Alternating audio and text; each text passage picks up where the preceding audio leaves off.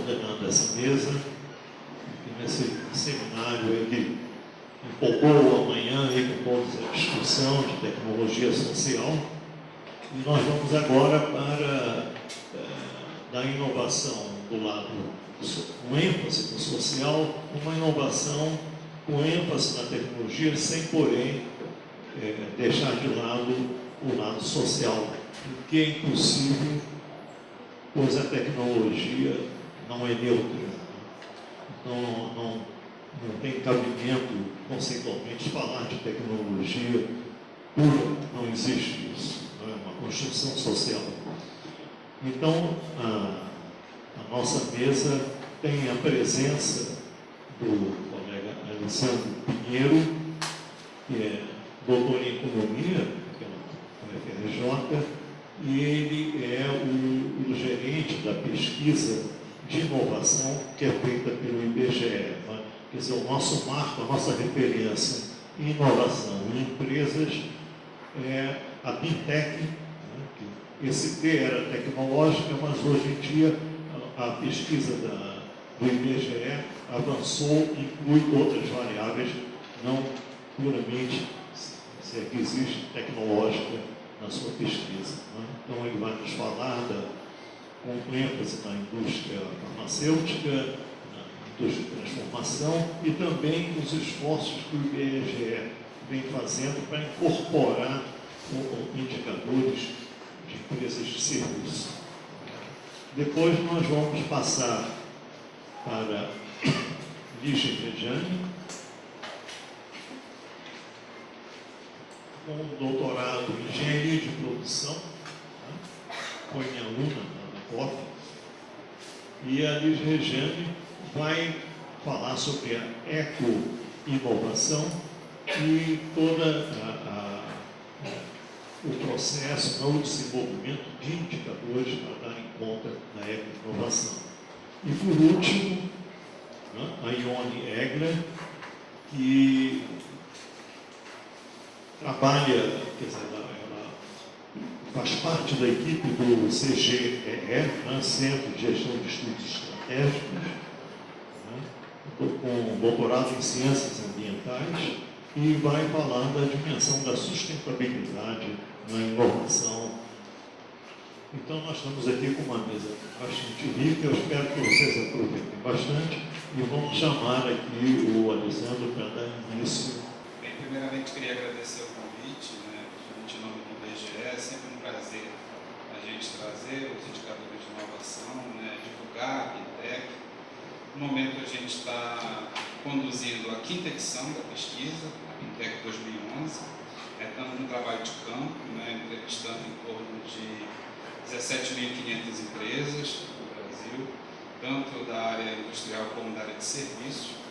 Como a gente não tem ainda o resultado, né, porque a divulgação está prevista para setembro do ano que vem, vou me ater aos dados, principalmente da última pesquisa.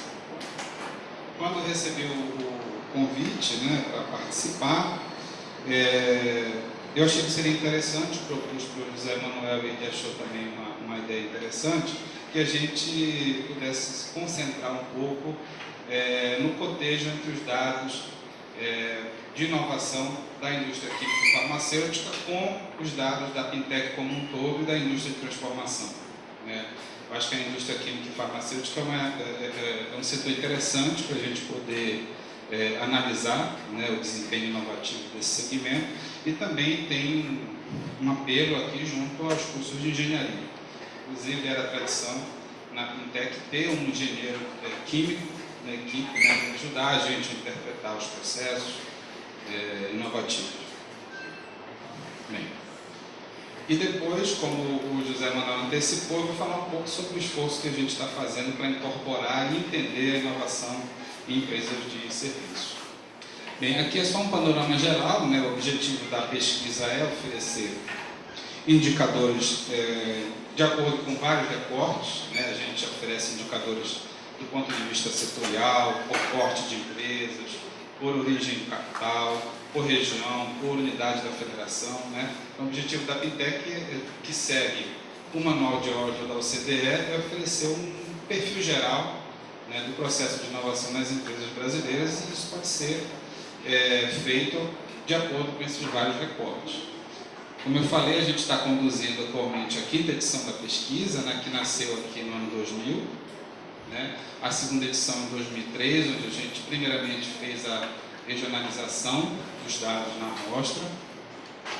O setor de serviços entrou na 3ª edição da pesquisa pela primeira vez, né, a gente primeiro abordando os chamados serviços intensivos em conhecimento, telecomunicações, serviços de informática e serviços de pesquisa e desenvolvimento, né? P&D é um setor de atividade econômica também, além de ser uma atividade inovativa. Na 4ª edição, que cobriu esse período aqui de 2006 a 2008, a gente teve uma mudança na classificação que implicou mudança também no escopo de alguns setores de atividade econômica.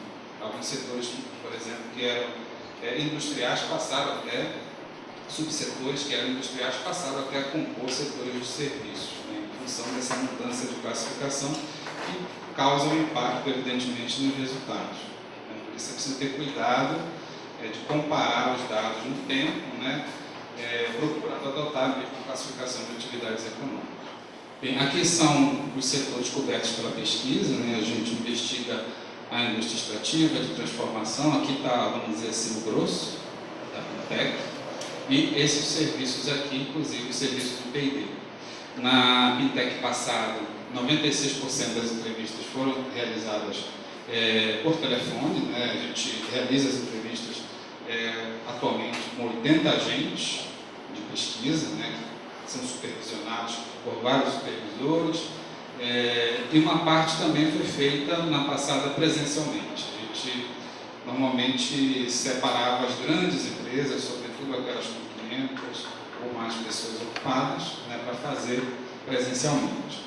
Agora, na atual, a gente está conduzindo praticamente 100% das entrevistas por telefone, uma entrevista assistida, né? A gente evita enviar questionário e depois receber o questionário preenchido. A gente prefere que a entrevista seja conduzida ali em tempo real, né, onde a gente pode esclarecer conceitos, dada a complexidade da pesquisa que precisa realmente ser assistida. Isso não acontece em outros países, é uma vantagem da Pintec, né, a gente poder conduzir a pesquisa onde o entrevistador pode esclarecer uma série de conceitos, uma série de dúvidas para o informante. Em outros países, normalmente, isso é feito pelo correio e você tem alguns problemas de captura da informação, de qualidade da informação. Então, é uma vantagem da pesquisa brasileira. Bem, aqui a evolução da amostra da Pintec ao longo do tempo, né?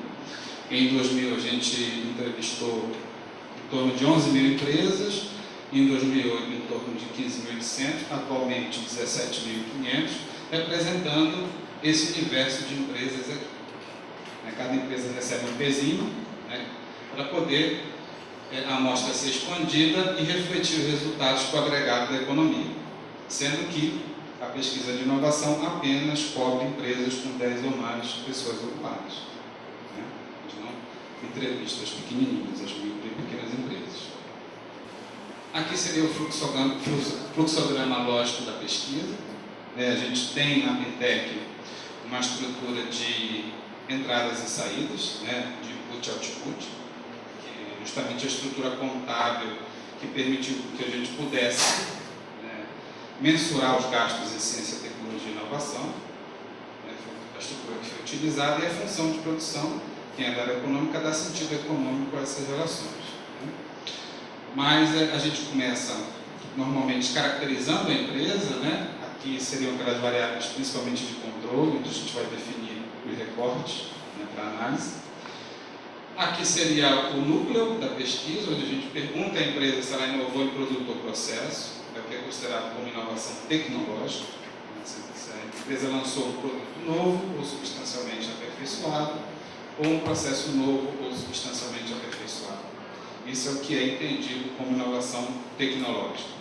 As inovações de conteúdo não tecnológico são tratadas no manual de Oslo, que é seguido pela Pintec, como inovações organizacionais e de marketing.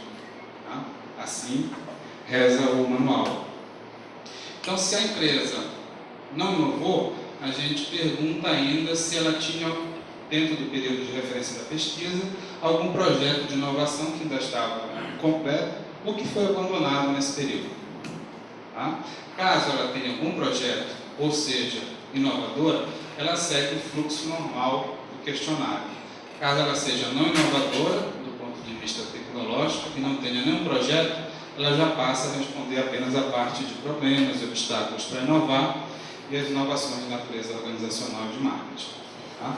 Caso ela seja inovadora, tenha projeto, ela vai responder todas as atividades inovativas que ela realizou para poder lançar essas inovações, fontes de financiamento, aqui a parte do pessoal ocupado em P&D, se o P&D que é realizado na empresa é executado de forma contínua ou ocasional, aqui a parte de impactos, onde ela buscou ideias para inovar, com quem ela cooperou, se recebeu apoio do governo, métodos de proteção de dados, e aí segue o fluxo normal.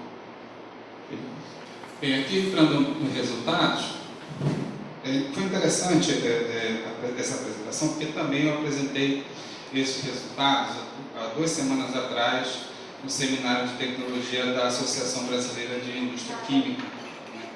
E a minha apresentação foi no segundo dia e eu assisti às palestras do primeiro dia. E foi interessante porque o que foi conversado, né, por empresários da indústria química e farmacêutica, por pessoas do governo, representantes da academia, o que eles passaram nas suas palestras foi muito na linha do que a Fintech vem mostrando. Ou seja, a indústria química é uma indústria e farmacêutica é uma indústria que se destaca em termos de inovação de produto, de inovação de processo, principalmente a indústria farmacêutica, mas quando a gente procura capturar aquelas dimensões da inovação que exigem maior esforço da empresa, que exigem maior investimento realmente em ciência, sobretudo em pesquisa e desenvolvimento, a gente ainda percebe que essas indústrias estão ainda muito aquém do que se espera de um setor considerado como de alta tecnologia pela OCDE.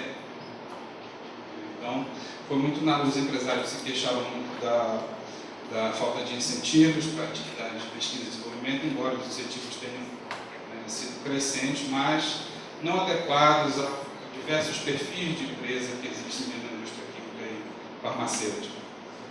Outros se queixaram da política cambial, outros da política de juros altos, embora crescente, mas se a gente for fazer uma comparação no plano internacional, todo mundo sabe que os juros no Brasil ainda são elevados. Então, a pesquisa revela muito essa capacidade da indústria química de puxar um pouco as estatísticas de inovação para cima, mas quando a gente lança um olhar sobre dimensões mais importantes da inovação, sobretudo no que tange a pesquisa e desenvolvimento, a gente percebe que a gente ainda tem um longo caminho a percorrer. Então, os resultados vão muito nessa linha. Aqui a gente percebe que a indústria química e farmacêutica se destaca em termos de inovação de produto, de processo e de inovação de uma forma geral, ou seja, produto ou processo, porque está bem acima das médias que a gente verifica na indústria de transformação e no total da Fintech. Pegando aqui produto para exemplificar, na indústria de produtos farmacêuticos e farmacêuticos, em torno de 48% das empresas lançaram produtos novos no mercado no período entre 2006 e 2008. Na indústria química, 45% das empresas, e no total da indústria de transformação, apenas 23%, e do total da Fintech também 23,7%. Então, desse ponto de vista, a gente percebe que é um setor que se destaca. Aqui também, no ranking de taxas de inovação, aqui é o percentual de empresas em relação ao total em cada segmento. Também a indústria farmacêutica e de produtos químicos figuram entre as primeiras posições aí, no ranking de inovadores. Aqui, quando a gente fala inovadores, a gente está falando ou de produto ou de processo, tá? Não está discriminando. Aqui a evolução da taxa de inovação de produto, a gente percebe uma relativa estabilidade quando a gente pega apenas os totais da Fintech e da indústria de transformação e percebe um crescimento aqui mais agudo, né, tanto na indústria química quanto na indústria farmacêutica, ou seja, o percentual de empresas que inovaram em produto. Aqui, processo, a gente percebe praticamente o mesmo padrão, né, um crescimento mais vigoroso, principalmente aqui a partir de 2005, né, tanto na indústria química quanto na farmacêutica. Aqui, a distribuição das empresas inovadoras por grau de novidade do produto, ou seja, o percentual de empresas que lançou produto novo para elas mesmas, produto novo para o mercado nacional ou produto novo para o mercado mundial. Muitas vezes, a inovação para o mercado mundial ela é utilizada como uma espécie de proxy, de aproximação para o que seria uma inovação radical. Embora a literatura sobre inovação entenda de uma forma um pouco diferente, né, o que seria uma inovação radical, ou seja, uma inovação que produz ciclos, né, novos ciclos na economia, como a internet, como a máquina a vapor, mas, normalmente, do ponto de vista estatístico, quem trabalha com modelos econométricos utiliza muito a inovação do mercado mundial como uma proxy de inovação radical. Então a gente percebe aqui que em termos de inovação para o mercado mundial, apenas 1,2% das empresas brasileiras, se a gente pegar o total da Fintech e a indústria de transformação, lançaram produtos novos para o mercado mundial. Ou seja, inovaram para o mundo. Na indústria química, esse percentual é levemente superior, e na indústria farmacêutica, 6% das empresas.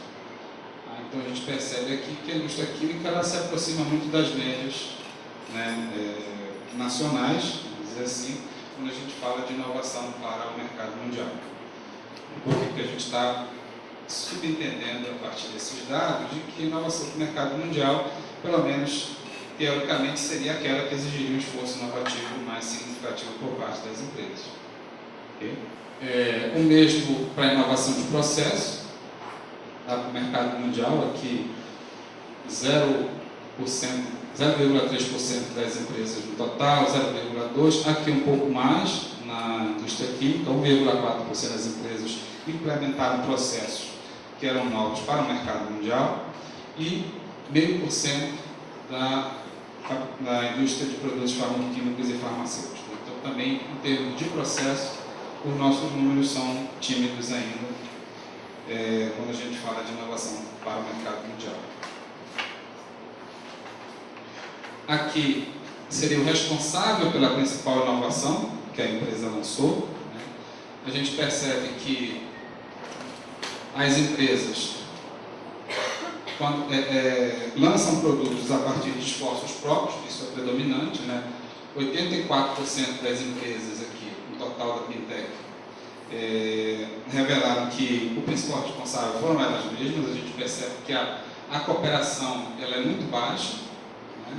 Na indústria química, a cooperação é até mais baixa do que no total da indústria de transformação e no total da Fintech, ou seja, na indústria que coopera pouco. Isso foi até discutido no seminário da Biquim, porque uma indústria que normalmente é classificada como de alta ou média alta intensidade tecnológica, é uma indústria que normalmente trabalha com níveis de complexidade tecnológica mais elevados. Né? Se você trabalha com níveis de complexidade tecnológica mais elevados, normalmente você precisa de parceiros, uma vez que a empresa não detém todas as competências, né, de que ela necessita para poder lançar esses produtos mais sofisticados, de uma complexidade tecnológica. Então, uma taxa de cooperação baixa revela que a gente está, na verdade, se concentrando em commodities, no caso da indústria química.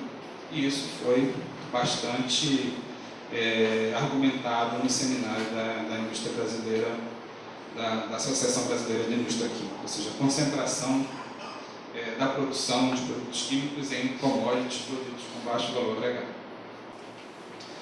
Aqui seriam as atividades inovativas que são apontadas pelas empresas como as mais relevantes em relação às inovações que elas lançaram. Ou seja, se a empresa inovou, tinha algum projeto completo abandonado, ela vai dizer para a gente, vai atribuir um grau de importância para cada uma das categorias de atividades inovativas que a gente considera. Né? Aqui, se ela faz P&D internamente, ou se ela compra P&D, se ela adquire conhecimento externamente, se ela adquire software, se ela adquire máquinas e equipamentos, se ela promove treinamento, se ela investe em marketing relacionado às inovações, ou se ela investe na parte mais técnica de preparação das inovações. Então a gente percebe aqui que as empresas consideram a aquisição de máquinas e equipamentos como a atividade mais importante, ou seja, 77,7% das empresas, no total da Pintec, considera a aquisição de máquinas e equipamentos como de importância alta ou média, ou seja, é realmente a atividade inovativa mais relevante. Comprar uma nova máquina ou um novo equipamento que seja tecnologicamente superior aos que a empresa já tinha, tá? Ou então que habilitou as inovações de produto que a empresa tinha lançado. Então aqui a gente percebe que são percentuais muito elevados quando a gente pega a média do total da Pintec e da indústria de transformação.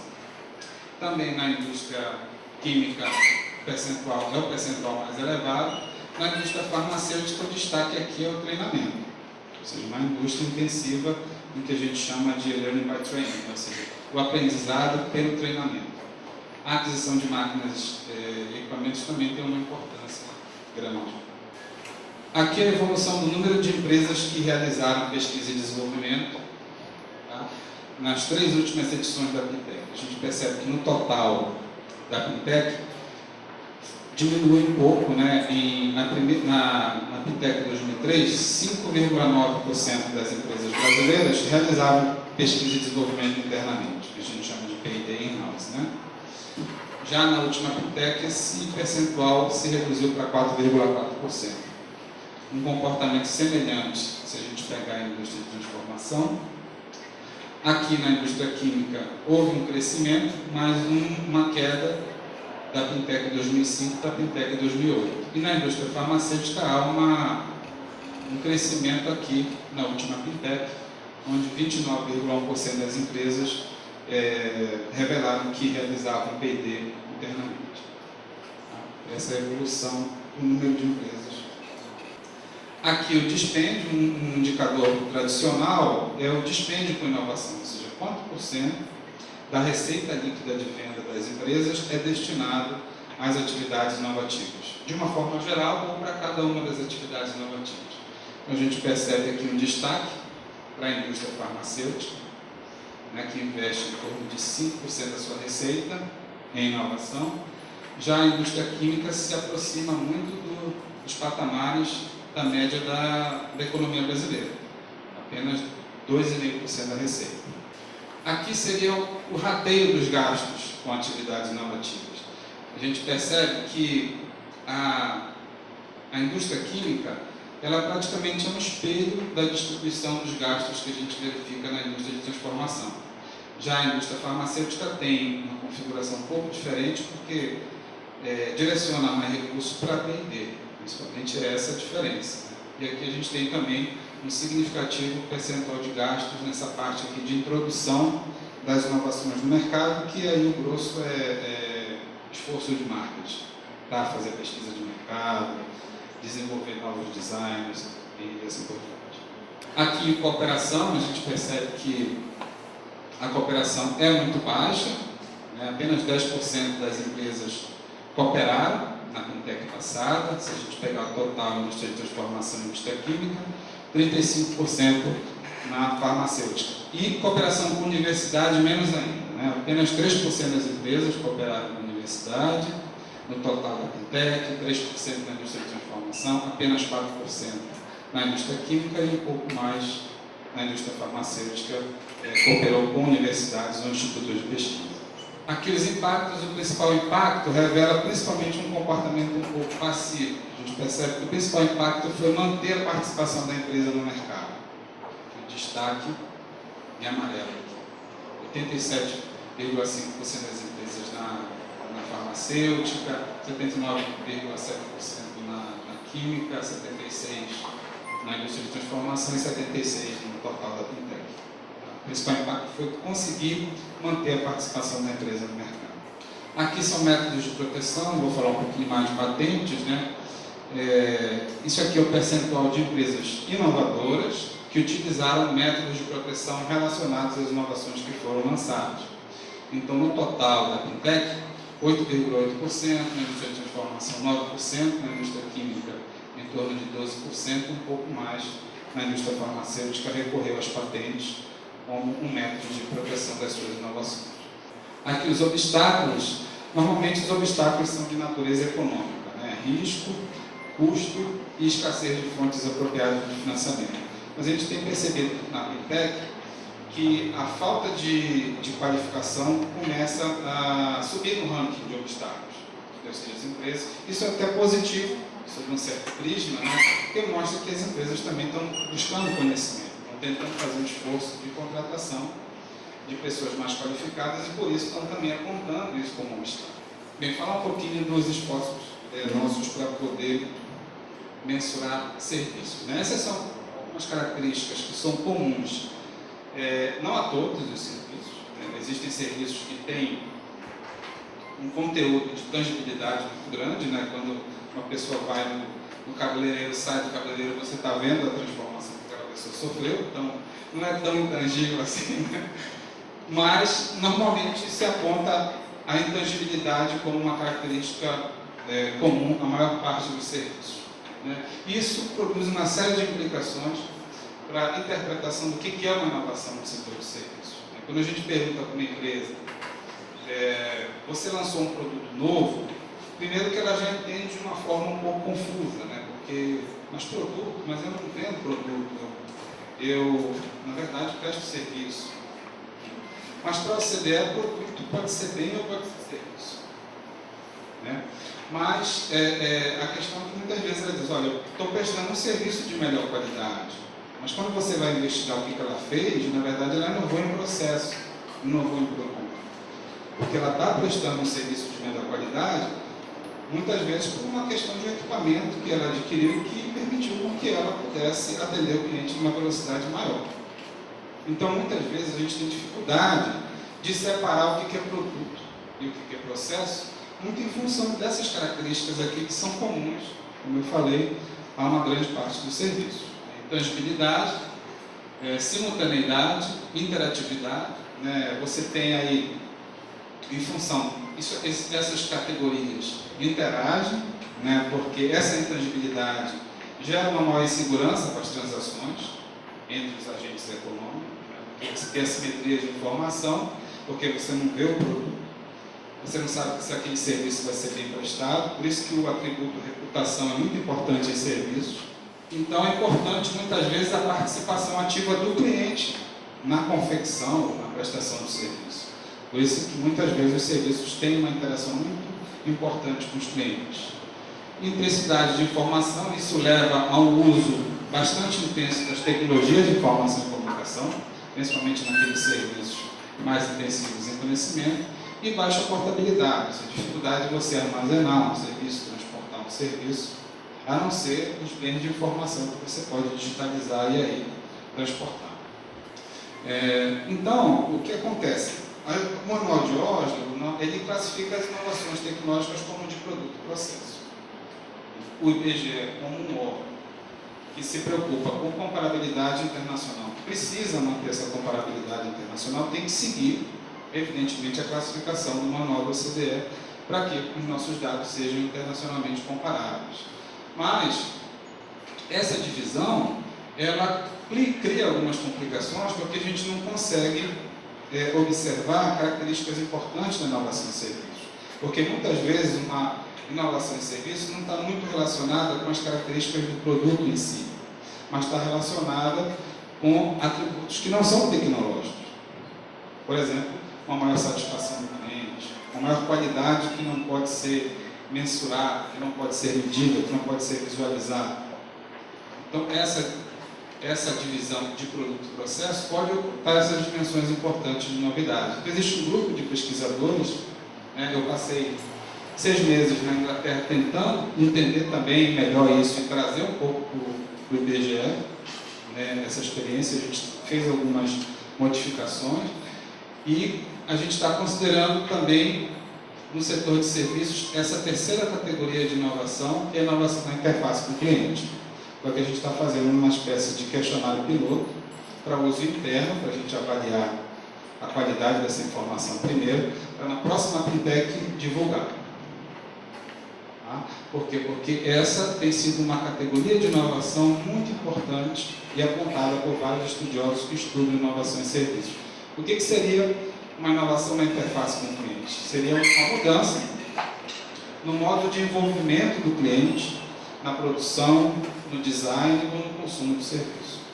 O que seria uma inovação no sistema de distribuição? Seria uma mudança no modo como os trabalhadores se organizam para prestar o serviço. Então a gente aqui tem fez um certo esforço de tentar adequar a classificação do manual de órgão com a classificação nossa. Tentar entender melhor a inovação em serviços. Então a gente pergunta para a empresa, a gente está perguntando agora para as empresas de serviço, da mesma forma como a gente perguntava nas Pintecs passadas. Você lançou um novo produto, ou seja, um produto novo substancialmente aperfeiçoado, mas para as empresas de serviço a gente está tentando explicitar melhor o conceito à luz dessa literatura de inovação em serviços. Então a gente está explicando para a empresa que, no caso, essa inovação que ela lançou pode ser um novo conceito, pode ser uma nova ideia, pode ser uma nova solução que agregou valor, entendeu? Que foi efetivamente introduzida no mercado. E a gente está percebendo um retorno melhor por parte do informante quando a gente explicita melhor esse conceito. Nas Pintecs passadas, nós conversamos com alguns agentes que diziam, poxa, quando a empresa ouve, você lançou um produto novo, uma empresa de serviço tem dificuldade de entender o que é um produto novo. Quando a gente fala de um novo conceito, de uma nova solução para o cliente, e eu entrevistei também, antes da Pintec Acampo, eu entrevistei empresas de TI, eu fui empresa de serviços de engenharia, arquitetura, para tentar também entender como seria melhor perguntar para a empresa.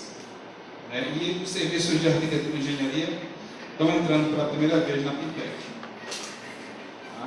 É um setor novo que a gente introduziu na Pintec 2011 e vamos divulgar os resultados pela primeira vez no ano que vem. Por uma demanda da própria academia, do próprio governo, a gente fez uma consulta, a Lisa até participou do seminário, onde vários especialistas de várias universidades brasileiras, vários setores do governo, do MCTI, da FINEP, puderam contribuir, mostrando para a gente onde é que a gente poderia aperfeiçoar a Pintec. E uma das demandas mais verificadas foi justamente a inclusão de serviços de engenharia, arquitetura, testes e análises técnicas. Pela primeira vez a gente vai estar divulgando informação sobre esse setor. E é difícil para nós entender o que é inovação nesses setores. A gente está fazendo a pesquisa e aprendendo, embora eu tenha visitado algumas empresas, tentado entender, mas são tão diversas as situações que muitas vezes a gente precisa recorrer ao especialista para poder aí chegar num consenso. Realmente é uma inovação? É de produto ou é de processo? Porque essas empresas de serviços de engenharia, por exemplo, elas entregam um projeto para o cliente. Elas não entregam um produto, elas entregam uma ideia, um projeto. Me corrijam se eu estiver enganado. Então, a gente precisa entender isso como um novo conceito. Uma inovação realmente é um novo conceito, uma nova solução que a empresa precisa fazer um esforço para gerar essa nova solução. E o que a gente tem percebido também é que as inovações são muito fortemente baseadas no uso de TI, que para a gente configura uma inovação de processo. Primeiro, o uso de uma ferramenta de TI, com software de simulação, de prototipagem, de otimização, de virtualização, para nós, à luz do manual de Oslo, é uma inovação de processo no setor, tanto de serviços como no setor industrial.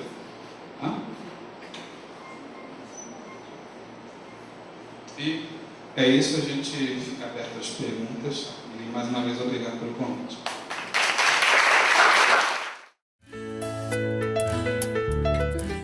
Boa tarde a todos, agradeço o convite por estar aqui. Minha palestra é sobre os desafios da inovação. E como a maioria das pessoas não conhece o termo sequer inovação, então eu preparei um pequeno gráfico aqui só para mostrar como a eco-inovação, o termo eco-inovação já vem sendo adotado e com que velocidade. Então, se a gente olhar uma base de dados na SCOPS, que é uma base de dados internacional, então foi feita uma pesquisa mostrando como esse termo vem sendo usado já desde 2000 até agora, o que não significa dizer, porque agora já está com 49, não significa dizer que outros estudos, outros trabalhos na área não tenham sido feitos, mas apenas assim, quando este termo está indexando trabalhos sobre o termo. Então, para quem não está familiarizado com o termo, então, a gente mostra que, de fato, isso tende a ser cada vez mais utilizado e depois a gente vai ver por quê. No análise por área do conhecimento, a gente vai ver aonde é que o termo eco-inovação vem sendo mais utilizado. Né? Aí vocês veem que na área de business management é onde é o centro disso, né? Também na área de engenharia, é um pouco onde a gente imagina mesmo. Né? Então, para mostrar a distribuição disso. Aí, ainda para afirmar o termo, né? Não só o termo, mas assim, o andamento das pesquisas na área, a gente vê que organismos internacionais já vêm também investindo, já vêm adotando esse termo. Então, só para ilustrar, não vou entrar nisso, sobre as eco-inovações, temos aí a OCDE já trabalhando, a Comunidade Econômica Europeia também já adotando o termo.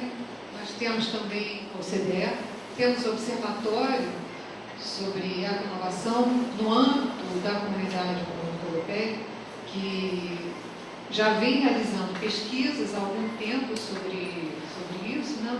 E já tem, inclusive, aí alguns resultados sobre países da comunidade econômica, né? O desempenho desses países.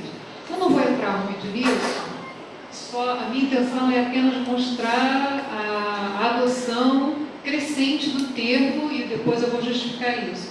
Mas só como uma ilustração um pouquinho mais, né, para vocês entenderem o que está aí, esses gráficos, essas barras que estão aí, mostrando os países que, de acordo com os critérios das pesquisas, mais realizam eco-inovações.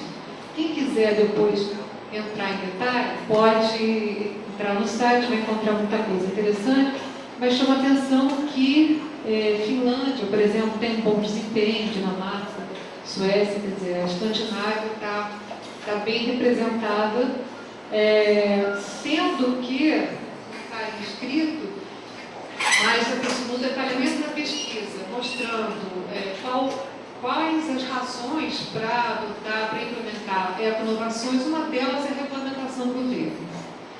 Então, não é assim exatamente algo completamente, não é espontâneo, né? Mas a gente já tem aí um indicador de se é para considerar eco-inovação dentro de uma política de governo, já temos aí uma pista para pensar por onde começar. Bom, então justificar por que eco-inovações. Talvez nem seja tão necessário assim a gente detalhar, a maioria das pessoas já percebe, né, de onde vem essa mudança. A gente acabou de ter esse ano mesmo aqui a RI+20, onde muito da questão ecológica foi colocada, discutida, debatida, e muitas coisas não foram discutidas, debatidas e ficaram nas gavetas e sequer saíram nos documentos. Né? Então, a crise ecológica, que está em debate na mídia, na academia, empresas e tudo mais, ela assume vários pontos. Ela não dá para você falar em crise ecológica de uma maneira assim, genérica, dizendo tudo ao mesmo tempo, né, falando de todos os fatores. A crise ecológica, inclusive, ela tem um gancho, uma ponte muito próxima com a questão da saúde também. Né? Quando a gente fala em organismos geneticamente modificados, quando a gente fala das coisas que estão na mídia, né, que eu estou falando. Tem vários aspectos, o amianto, por exemplo, né, que também está dentro de uma discussão ecológica, mas também está relacionado à saúde, à poluição, etc. E tal. Mas, se a gente for olhar assim, também, não vou aqui me arvorar, dizer o que é o mais importante, né? Mas digamos que a questão do gás efeito estufa e os efeitos na mudança climática é o que vem preocupando bastante, por exemplo, mais que vem preocupando bastante a academia, e isso requer uma série de políticas problema, né, como se emite esses gases, de onde vem, né? São basicamente 5 tipos, né? O metano, o CO2 são os 2 principais, a gente tem outros também. Então, o que se pode fazer para emitir menos desses gases? E a mudança climática ela é mais avassaladora, talvez, do que as outras aí, né? Porque ela está colocando em risco a sobrevida da humanidade, dos seres vivos. Não vou falar só dos homens, né? Nós não somos os únicos seres vivos habitantes, mas da humanidade. Então, eu acho que... E aí, a mudança climática, o aquecimento da atmosfera tem efeitos que não é só, todo mundo sabe disso, não é só o calor que a gente vai sentir, muito longe disso. Isso tem efeito principalmente nos oceanos, de gelo, diminui a salinidade do mar, modifica as correntes, modifica o regime de vento. Então, são sistemas bastante complexos. Eu, como economista, não vou também aqui entrar nisso, mas, enfim, tem temas que se desdobram e rebatem muito na questão da inovação, né? Depois a gente vai falar um pouquinho do paradigma de inovação que nós estamos face a essas questões, né? Então, dentro desse bojo aí de crise ecológica, escassez de recursos naturais, a gente sabe que nós estamos em termos críticos na extração de vários elementos, metais, enfim, tem gráficos aí mostrando qual é o estoque que nós ainda dispomos no planeta para poder utilizar, mas as coisas acabam, nós vivemos num planeta que tem limite. Além disso, tem problema do resíduo, da produção, consumo, né? Quando a gente produz, utiliza recursos, depois não consome, a gente descarta o que sobrou desses produtos, e a capacidade da natureza de absorver esse recurso também é limitada. Temos também a questão da poluição, aí entra um pouco da saúde humana, destruição de ecossistemas, que afeta a diminuição da biodiversidade, ameaça culturas tradicionais, refugiados do clima, que é uma categoria nova que dá um beijo que antes não existia, oferta de água afetada, terras agricultadas, enfim, eu poderia continuar aqui falando de vários outros efeitos que, como eu disse, eu estou aqui para falar de eco-inovação, eu tenho que dar um contexto para vocês entenderem qual é a importância da eco-inovação, né, considerando isso. Bom, só para ilustrar, temperaturas médias globais, um período até pequeno, 1980 a 2010. Se a gente pegasse mais para trás, esse gráfico seria pior ainda, né? Ele está nos mostrando uma situação ainda mais complexa, mais complicada. Só para ter aí uma noção um dos piores, ou dos problemas mais prementes, né, que seria esse da mudança climática. Bom, enquanto isso, situação, nós estamos, enquanto nação, enquanto governo, né, políticos e tudo mais. O que a gente observa quando se busca entender os enfrentamentos que vêm sendo tomados em relação a isso? Primeiro, do ponto de vista mais político, até mesmo filosófico, né? Como é que a gente está olhando o problema da mudança climática, da crise ecológica como um todo, né? A gente vê que existe alguma coisa que eu chamei aqui como uma visão positivista dogmática. Seja do ponto de vista mais liberal, né, que existem posições mais, alguns chamam de ecoliberais, ou apenas, enfim, mais uma vertente, né, do liberalismo, do não intervencionismo, onde se pensa que a tecnologia ela vai encontrar um meio para resolver todos os problemas. Então, a tecnologia ela é redentora, e se ela hoje não consegue resolver, amanhã ela vai resolver os problemas. Então, se estamos enfrentando uma mudança climática, em algum momento a tecnologia vai nos dar essa resposta. E o mercado nos daria sinais. Então, temos um recurso escasso, o mercado vai mostrar, nós vamos diminuir a demanda, ou vamos substituir aquele produto por outro.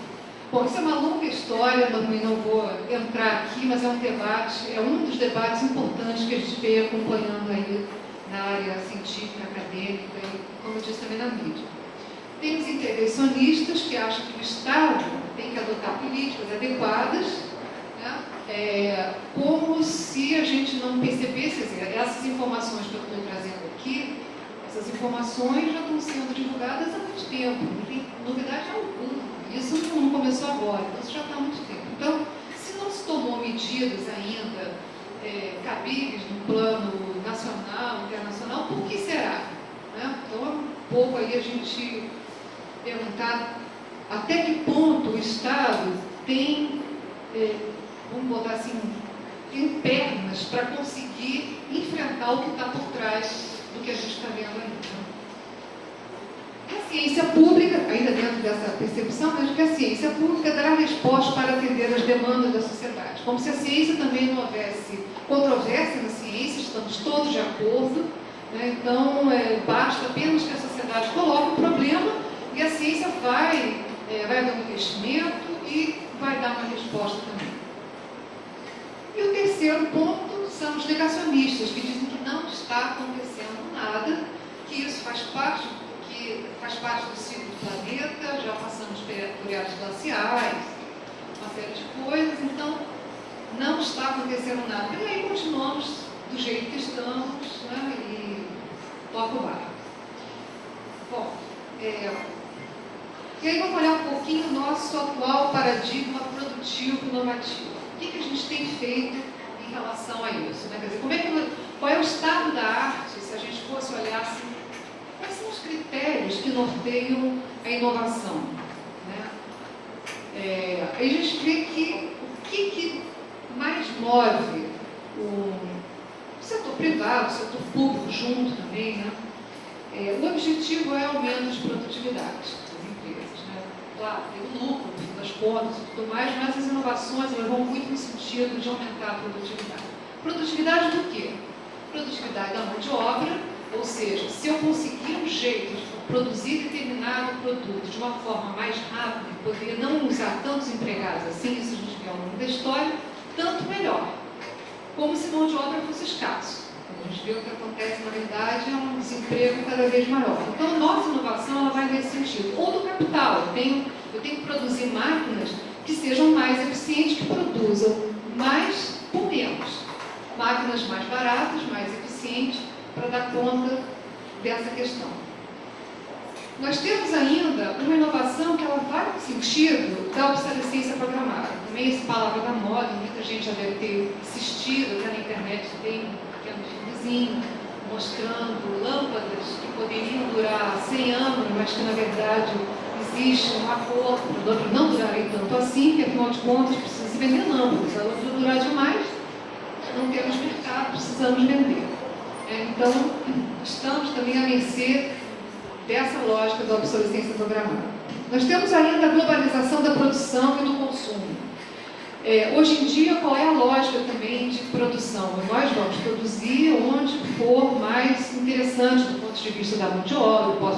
Se eu sou uma indústria high-tech, eu quero uma mão de obra que seja capaz de aprender determinadas técnicas, eu quero mão de obra barata, ou eu quero fontes de matéria-prima, ou eu quero... Enfim, eu tenho critérios, obviamente, econômicos que vão determinar aonde eu vou produzir. Agora, se a lógica fosse uma lógica ecológica, eu iria ver como é que eu emito menos CO2. Se é isso que está em questão, eu não vou colocar o lucro na frente, eu colocaria isso, né?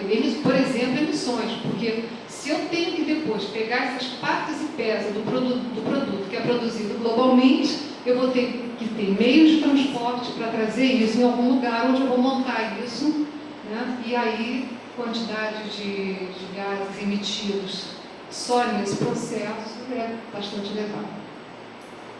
Você tem uma coisa que eu me lembro de ter estudado muito na engenharia de produção também, né? Que é a gerência de produtos. Então, estoques mínimos, todas aquelas técnicas japonesas, Kanban, just in time, sei lá mais o que, para a gente ter estoque mínimo. Só que estoque mínimo, de novo, do ponto de vista de quem está buscando economizar recursos, minimizar emissões, também não é bom.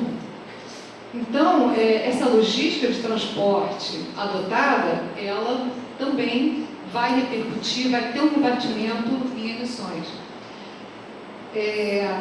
Bom, e também considerar os impactos ambientais em todas as fases do ciclo de vida de um produto, desde a extração do produto, seu processo, até o descarte do produto também. Então, olhar isso de um ponto de vista interativo, inclusive.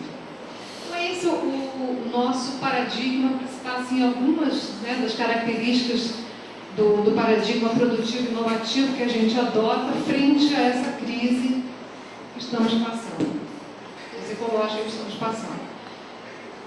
Bom, muita gente falava um tempo atrás, outra fala até, né, da nossa economia ou sociedade do conhecimento, ou economia, sociedade do aprendizado, e simultaneamente a gente está agora também com esse novo nome, né, que seria o paradigma ou a economia do baixo carbono. Eu acho que o importante seria talvez convergir essas duas percepções, né, do aprendizado, da economia, da informação, para fazer essa transição para o baixo carbono.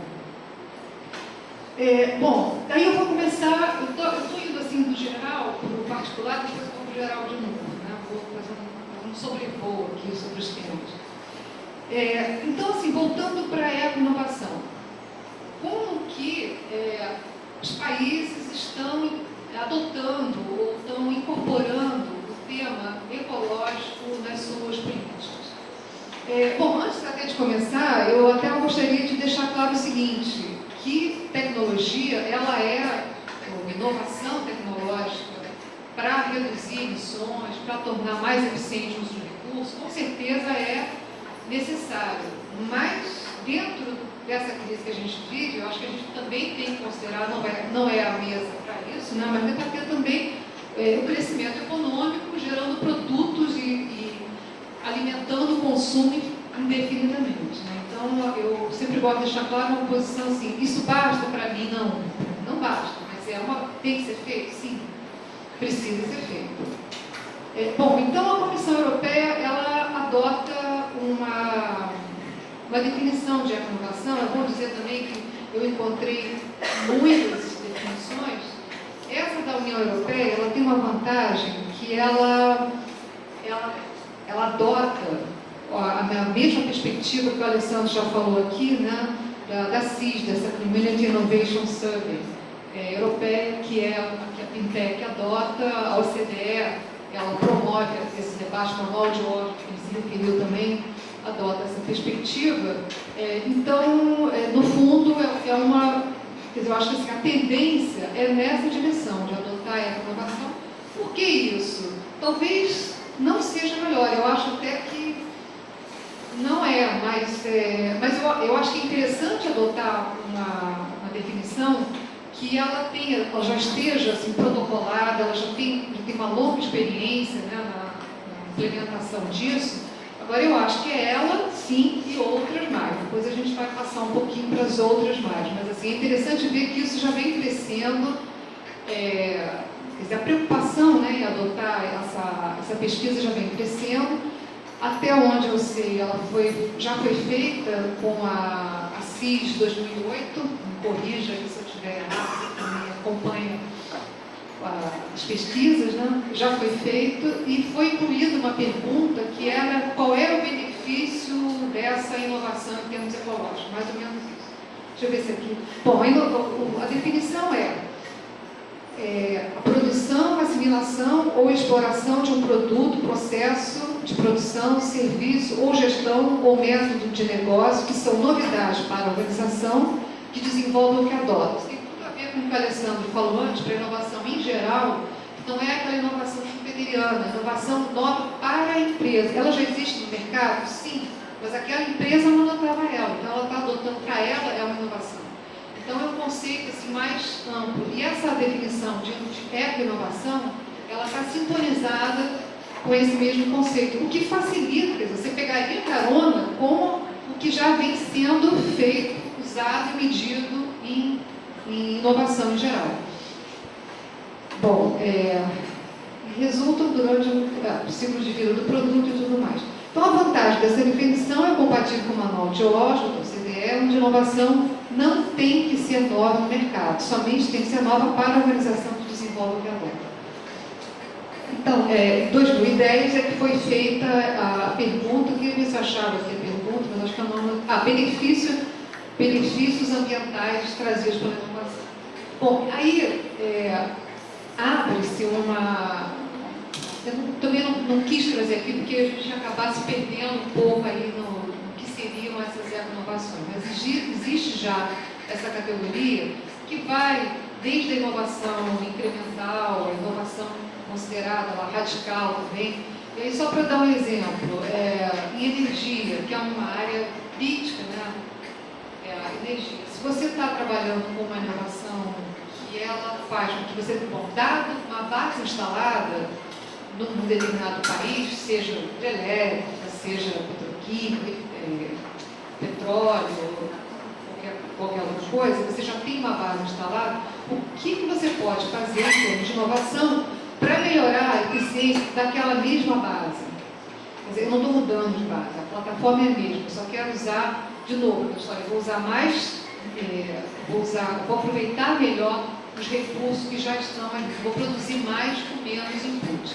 Então seria isso, então seriam inovações de energia, mas eu não estou mudando tudo. Agora, quando eu adoto uma eólica, por exemplo, ou adoto uma solar e outras que existem também, outras alternativas, eu estou mudando a base, eu estou investindo na mudança de base.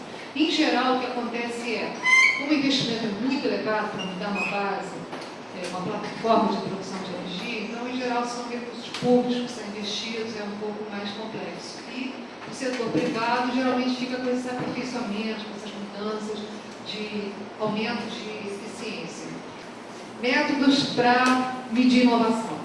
Também, ainda bem que o Alessandro já fez aí um pouquinho, né, dessa explicação. Então, são só as vantagens e desvantagens da gente medir a inovação, a eco-inovação, como o método de input, né, de entrada, vantagens. Eu não vou entrar também demais nisso, porque eu acho que a gente nem tem tanto tempo assim, mas eu acho que o importante da mensagem é dizer que existem várias maneiras de medir, né, ou pelo aquilo que você está colocando, seja recurso, dinheiro mesmo, né, o dispêndio daquilo, ou então patentes, né, que é uma proxy muito precária para medir inovação em geral, né, inovação mais ainda, porque em alguns casos, e a pesquisa capta isso, a eco-inovação ela sai, digamos assim, sem querer.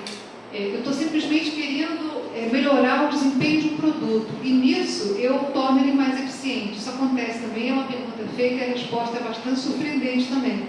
Então, são pessoas que inovam, quer dizer, que caem sem querer dentro da categoria eco-inovação, meramente visando o lucro mesmo, né? Quer dizer, não é uma determinação. E a gente vê isso até nesse pequeno gráfico, onde está em vermelho, né? Então as eco-inovações lá em vermelho, e mostrando, em azul clarinho, então os inovadores estratégicos. Aí não são inovações, são os tipos de inovadores.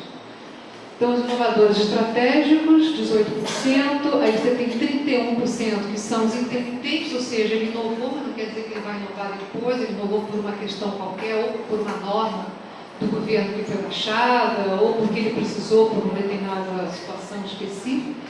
Aí você tem são 43% que são os que modificaram uma tecnologia, e os adotantes, que tem 8%, representa muito pouca coisa aqui. Então, mostrar assim, a intenção aqui também é mais mostrar que a pesquisa já está sendo feita, são os primeiros resultados que se tem. Isso aí foi retirado de uma apresentação de um workshop de 2 colegas. Então, alternativas para medir inovação. Lembra que eu disse que a inovação nas empresas é fundamental, importantíssimo ter esses parâmetros, mas não basta. Se o objetivo é estabelecer políticas para lidar com a crise ambiental, você vai precisar ir um pouco mais longe em relação a isso. E aí tem vários estudos, eu peguei um deles aqui, um relatório bastante completo da Europa Inova, que eu acho a grande novidade dele é que ele estabelece as inovações com seus efeitos micro, meso e macro. Então, não basta você identificar apenas a inovação no âmbito, a eco-inovação, no âmbito da empresa, né? Mais do que isso, você identificar principalmente a cadeia produtiva, desde extração até o descarte. Então, você precisa também de uma perspectiva que as outras maneiras de medir inovação não adotam.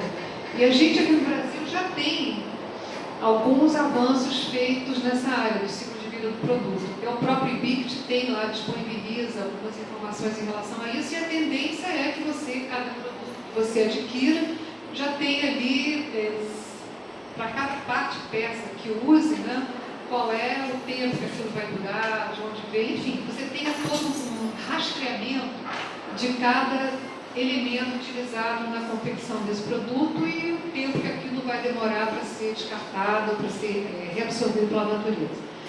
E macro também, né?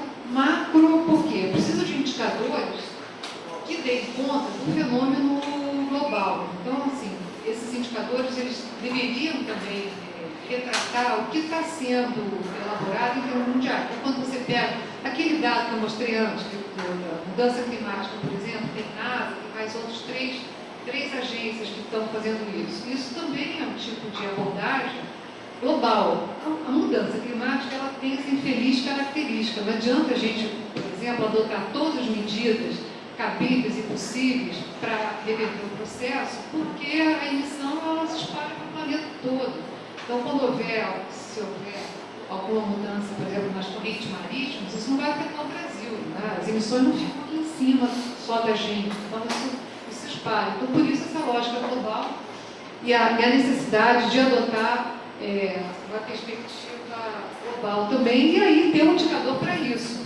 Tem também não vou entrar aqui, né, mas tem um fenômeno que diz muito respeito à questão da inovação, que é, por exemplo, se você regulamenta entre países, você adota como adotou, na época do protocolo de Kyoto, que está acontecendo daqui a pouco, se você diz que você vai taxar os países que emitem na produção, o que está acontecendo hoje em dia? Você não produz mais. Se você realmente for taxar esses países, você não produz, você deixa para que aquilo que emite muito, né, a produção de um determinado bem, seja produzido em outro país. Isso acontece demais, quem está emitindo é o país produtor. Eu estou consumindo. Eu não produzo mais aquele produto que é altamente emissor de gases de efeito estufa. Eu consumo.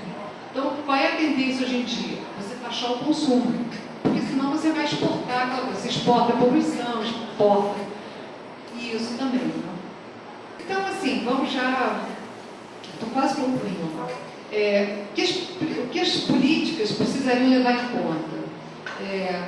O que se busca atingir, afinal de contas? Como é que você vai começar a medir impactos, né, de eco-inovação se você não sabe nem o que você objetiva? Você não tem ainda método, você não tem compromisso, não tem nada, mas já quer medir. Então, eu acho interessante que isso fique bem claro, que você, até para saber qual é o potencial, até onde as inovações podem dar conta, hoje em dia, no estado da arte das nossas inovações, o que é possível avançar e o que não é. A gente vai ter que entrar um pouco na ferida, que é diminuir a produção.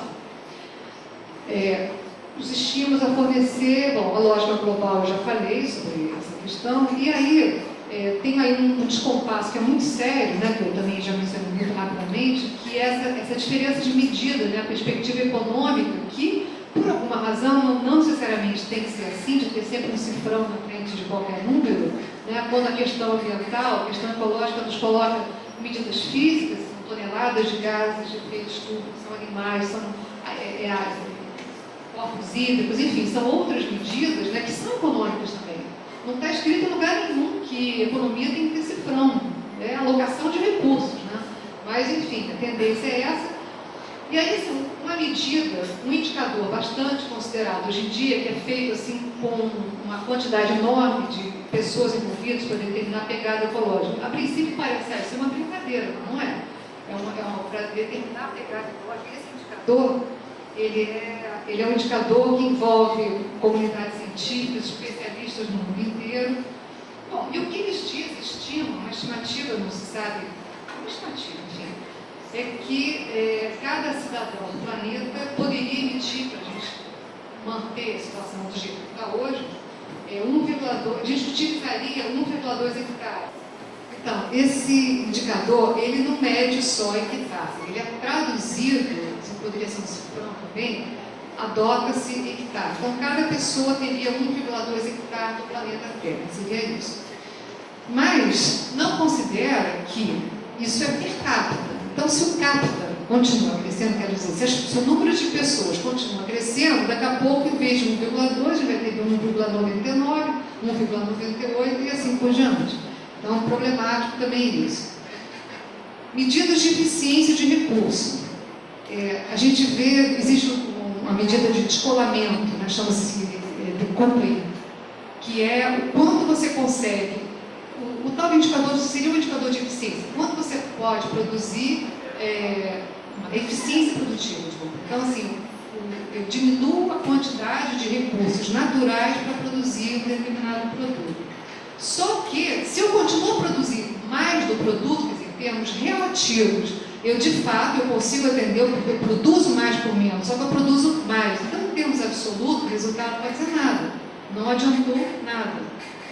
A menos que a produção se mantenha. Ou então outro indicador lá per capita, a menos que a população se mantenha. Agora, quem garante que a nossa população vai se manter? Não dá garantia nenhuma.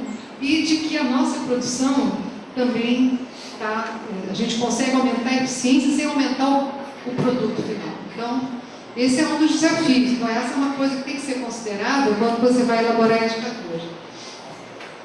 Bom, já finalizando, então, conclusão mais geral, depois eu tenho umas pequenininhas, bem rápidas, né? Mais geral também é rápido. Onde como o José Manuel falou já antes aí, considerando que a técnica não é neutra, que ela se desenvolve numa sociedade que a orienta em função de suas finalidades, é ilusório pensar que uma sociedade produtivista, dominada pela busca do lucro, possa desenvolver inovações que permitam reorientar seu desenvolvimento, levando em conta a questão ecológica. Até agora, a técnica vem participando da aceleração do processo de degradação que precipitou o mundo em uma trajetória cada vez mais perigosa. Então, meio duro isso, mas, enfim, vamos enfrentar isso. Né?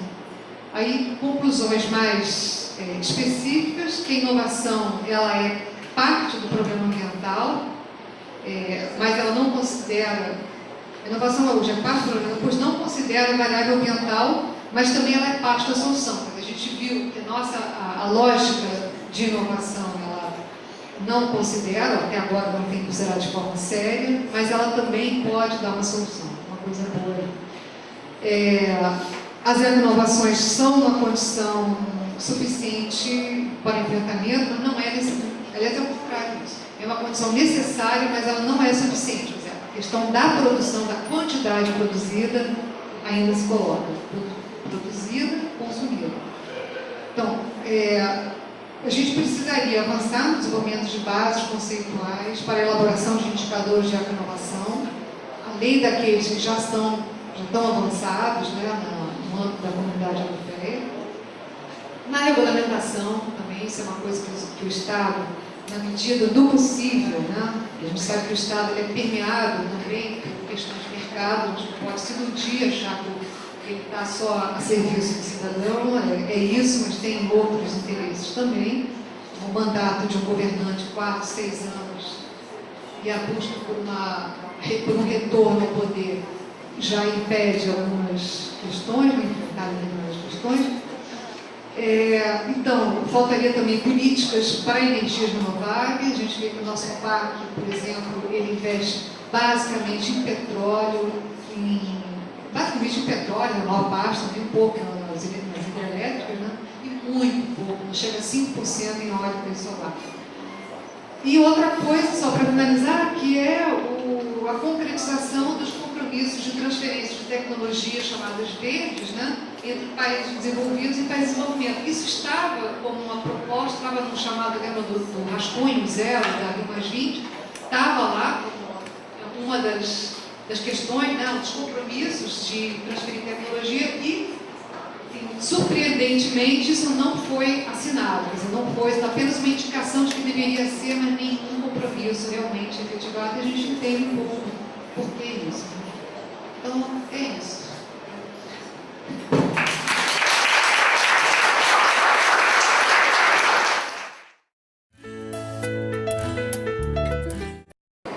A minha palestra, na verdade, ela acaba dialogando um pouco com a da conversando, e também com uma palestra na parte da manhã, que foi a do Gonzalo.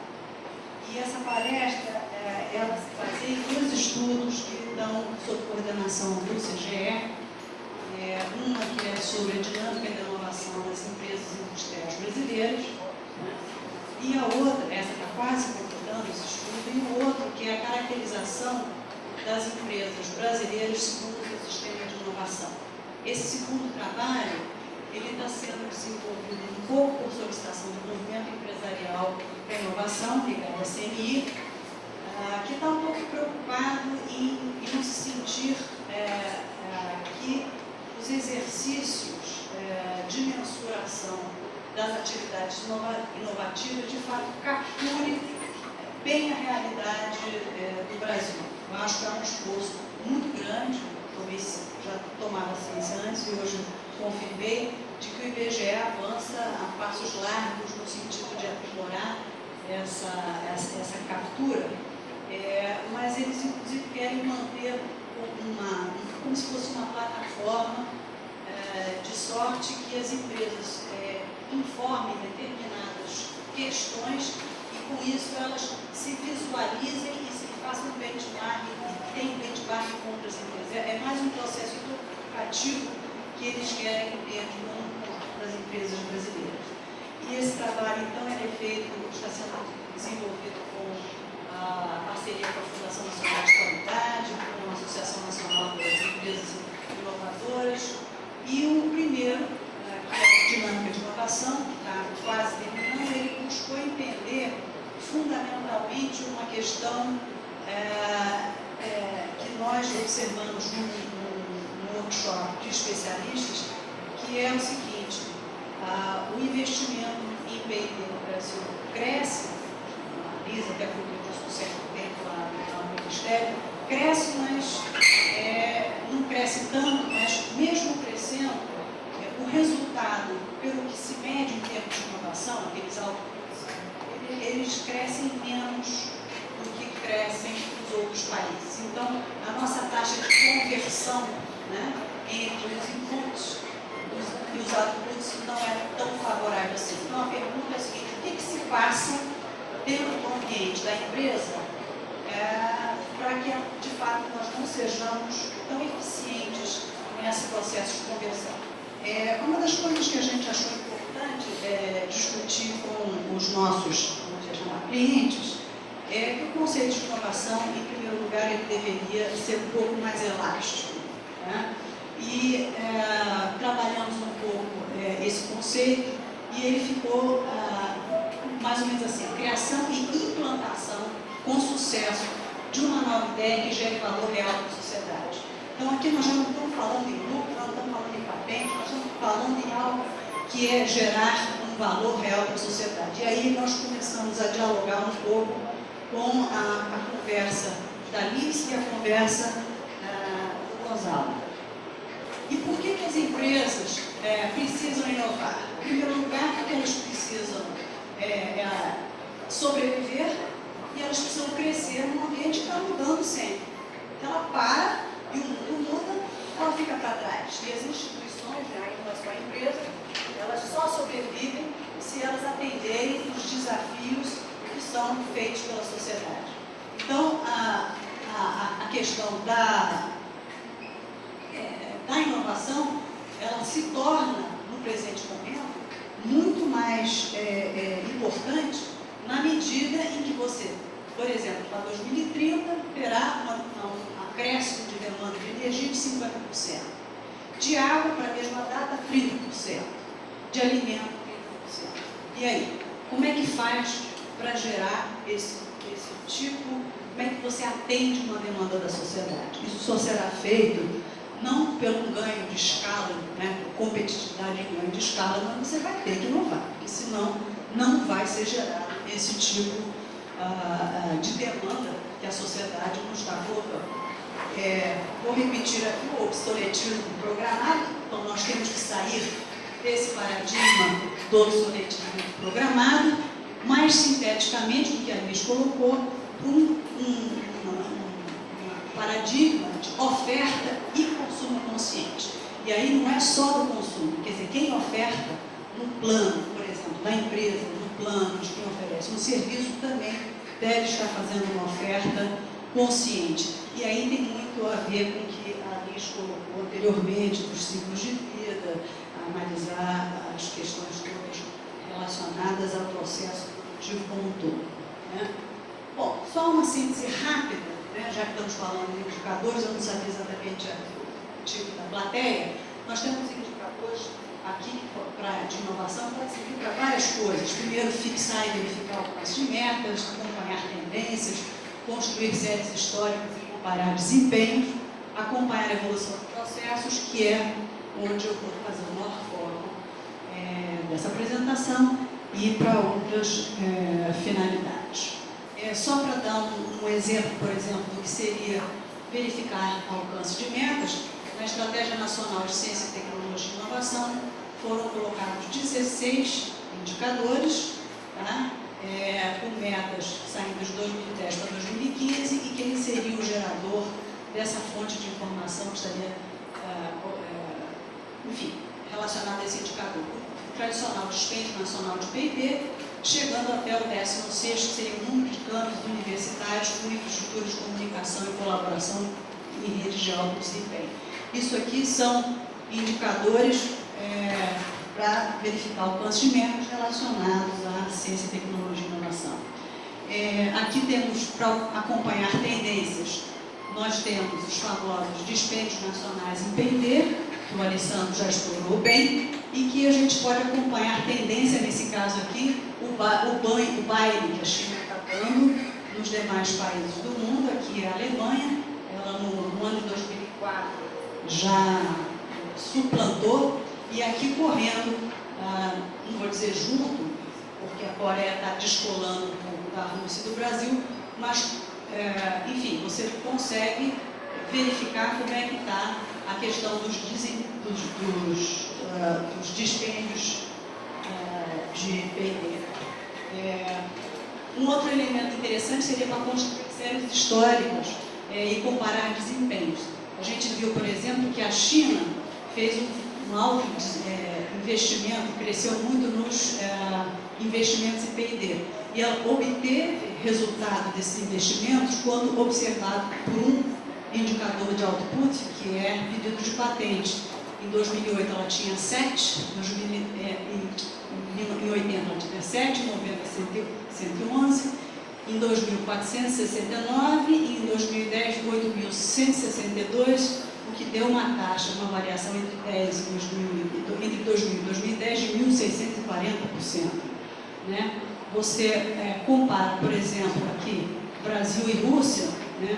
Você vê que aquela queda, a Rússia está numa performance ruim. Ela só deu uma quedazinha pequena no investimento, mas você vê que ela parte de uma base de patentes maior do que o Brasil, mas ela cresce menos nesses últimos 40 anos. Então, apesar dela estar seguindo com uma taxa de investimento razoável, em termos de performance final, ela está pior do que nós. Então, indicadores também servem para isso, eu não vou seguir muito. E no nosso caso, basicamente seria acompanhar a evolução de processos, e aqui esse é um dos modelos que nos inspirou para verificar o processo interno das empresas, não é o modelo, que é de Hansen e Birkenstock, em 2007, onde você possui 3 grandes blocos, que é geração de ideias, conversão e difusão.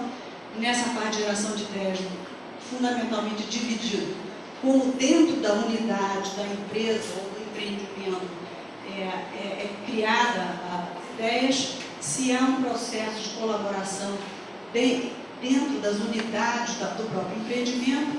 E aqui uma coisa que faz muita relação, muita importância com a universidade, é o tipo de colaboração fora, que a empresa pode ter fora das suas próprias paredes. Como é que são essas perguntas? São todas perguntas relacionadas a o que é considerado elos fracos da cadeia do processo de inovação. Então, aqui nós temos as perguntas-chave e aqui os indicadores, que aí são indicadores quantitativos relacionados, então, a questões chaves. Bem, O que a gente constata quando nós verificamos a balança comercial do Brasil em 2010 e 2011? Que os produtos industriais, principalmente os de alta e média alta tecnologia, tá? Eles são deficitários e crescem em déficit. E que a gente só não é deficitário na indústria de baixa tecnologia e nos produtos não industriais. Ou seja, o Brasil está tendo uma economia comoditizada e isto não se sustenta quando nós vamos entrar num paradigma novo de mudança climática, de novas oportunidades, de maior eficiência, de novas alternativas. Isso aqui não é sustentável com um país que precisa entrar numa economia verde, que precisa ser mais eficiente no uso das suas bases de recursos. Isso é preocupante. Bom, as razões para essa dificuldade podem ser de 5 naturezas. Eu não vou explorar todas elas, porque o meu foco justamente é a organização do ambiente interno das empresas, né? Se ele é adequado ou não. Eles estão trabalhando com inovações que ocorrem e que os nossos sistemas não conseguem capturar. Então, na verdade, a gente é ruim em inovação ou, na verdade, a gente inova e não somos vistos como inovadores? Essa é uma outra pergunta e que a gente gostaria de trabalhar no futuro breve. Não é por não temos perna para andar com essas duas pesquisas ao mesmo tempo. Os investimentos financeiros, nós já sabemos que o Brasil tem uma série de instrumentos de apoio à inovação, alguns precisam de ajustes e que a quantidade colocada à disposição do lado empresarial, infelizmente, não é bom. E o pior, o setor produtivo investe em taxas muito mais abaixo, o brasileiro, muito mais abaixo do que o setor privado no mundo afora.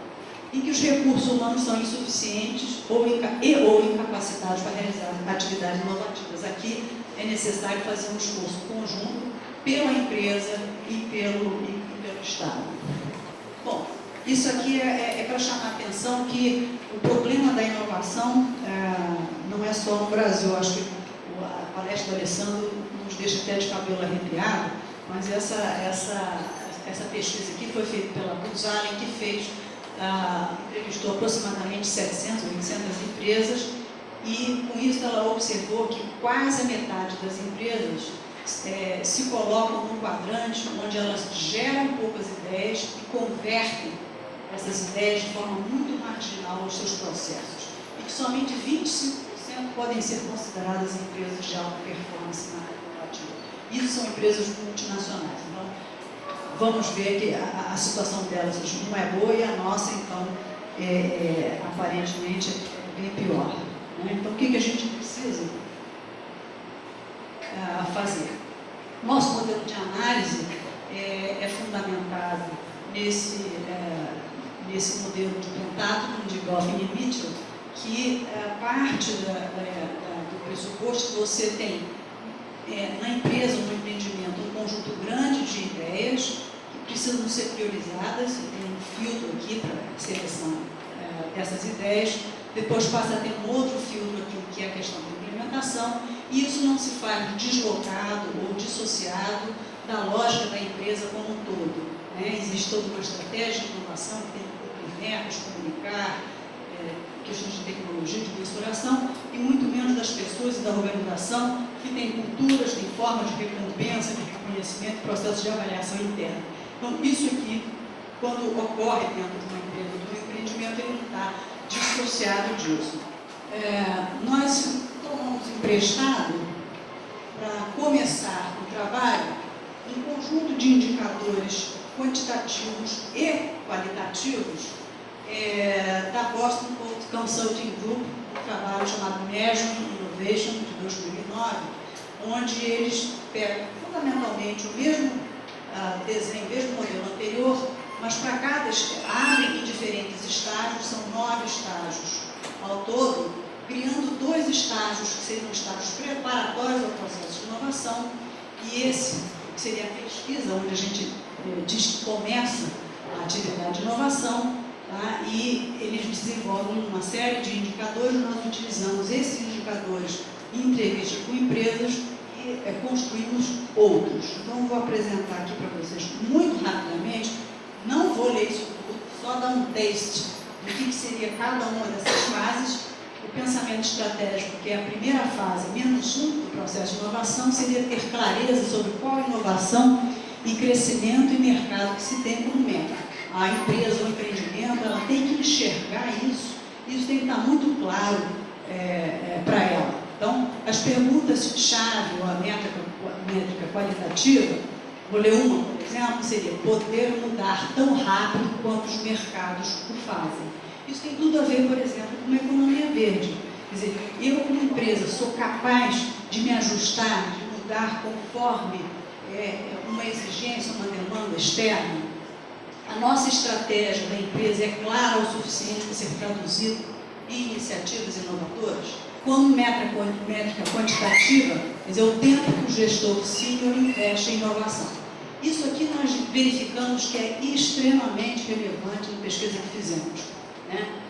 As empresas que de fato têm uma alta performance em inovação, primeiro, conseguem ter um pensamento estratégico, porque a grande maioria não tem, vai operando um pouco assim no andar da carruagem. Tá? Segundo, o gestor sênior, ele opera a empresa ali, na linha, ele está o tempo todo pensando na questão de inovação, ele está na estratégia de business da empresa, junto com isso ele está colando a questão da estratégia de inovação. Ele não terceiriza essa função para ninguém.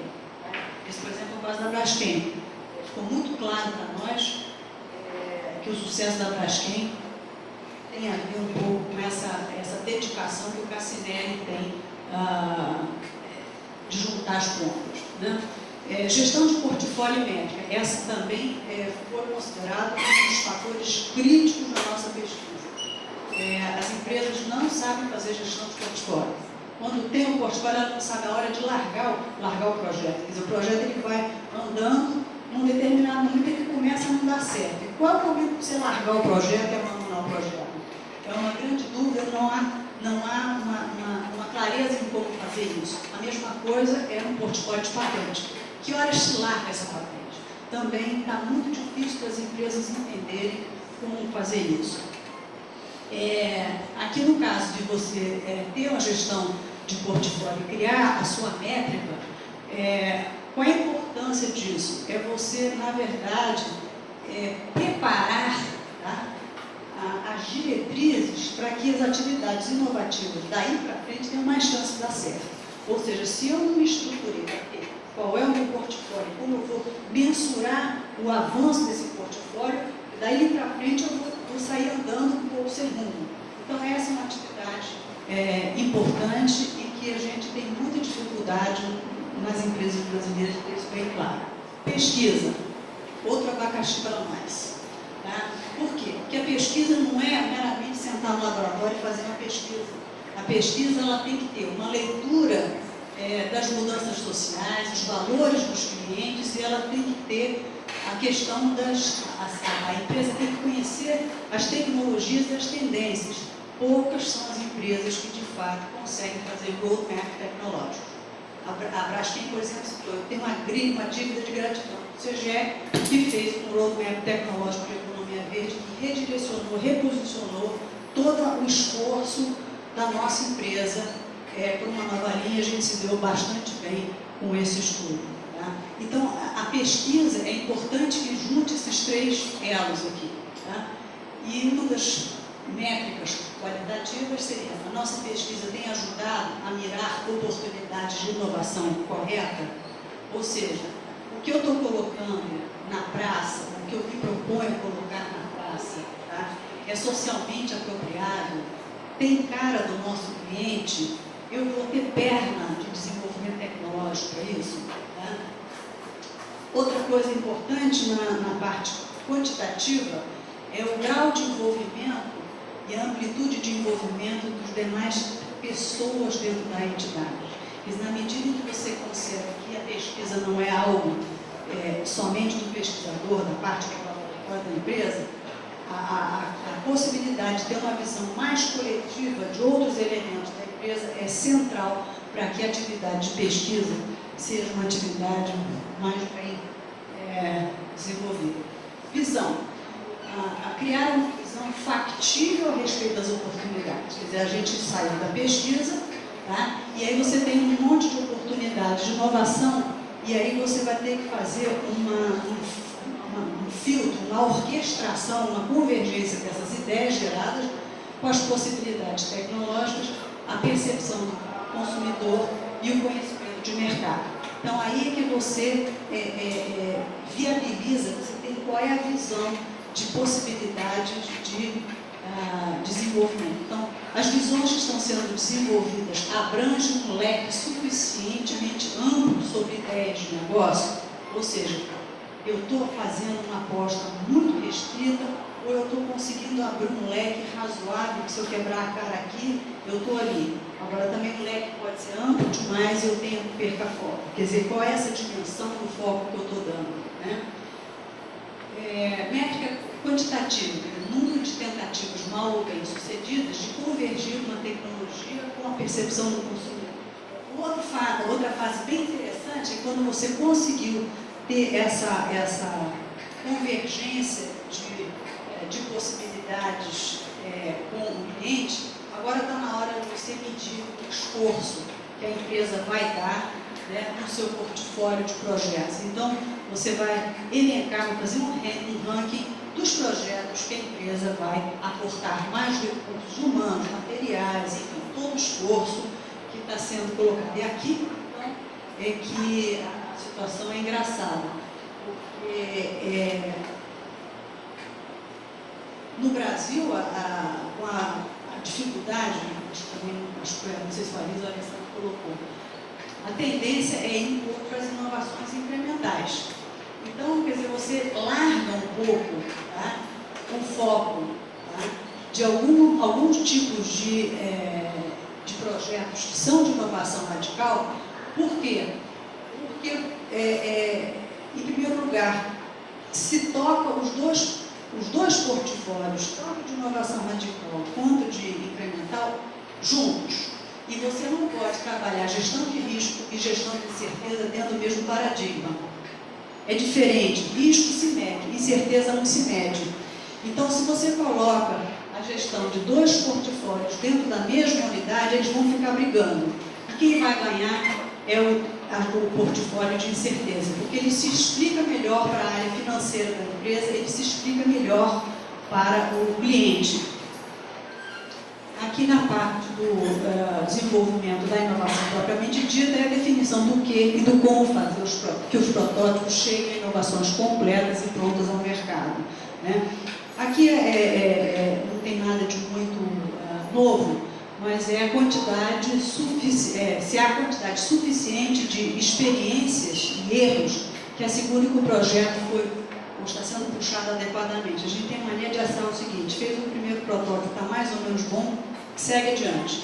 Aqui é importante você fazer um, fazer dois, fazer três, até você chegar a um protótipo realmente fino, refinado, tá?